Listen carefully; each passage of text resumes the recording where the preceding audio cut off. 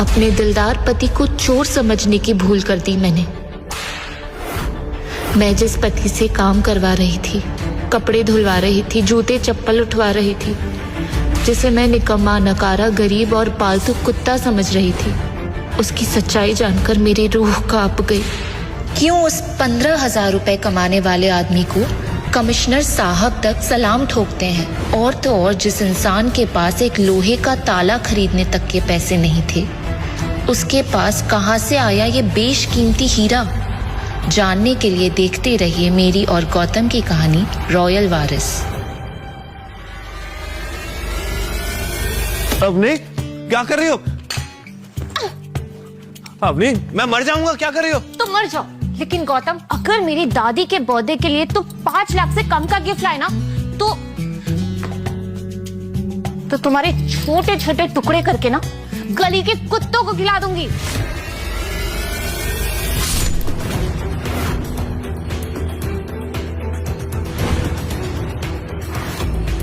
Thank God, आज तो बच गया। अवनी, तुम फिक्र मत करो, मैं ऐसा तोहफा लेके आऊंगी, दादी क्या तुम्हारे भी और छुड़ जाएंगे। I promise. Exactly. और अगर ऐसा नहीं हुआ तो ऐसे ही होगा। बेटा।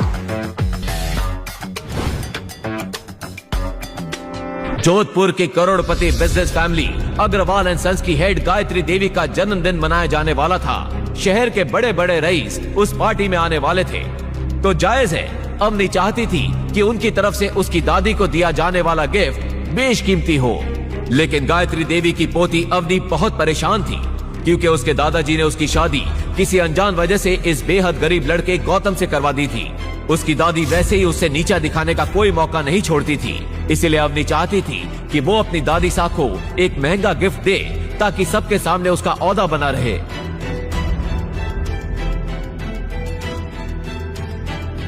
गायत्री देवी के गिफ्ट के बारे में सोचता हुआ आगे बढ़ ही रहा था कि अचानक पुलिस की टीम ने आकर उसे घेर लिया।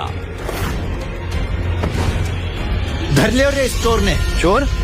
मैंने क्या किया? मैंने कुछ नहीं चुराया। अच्छा,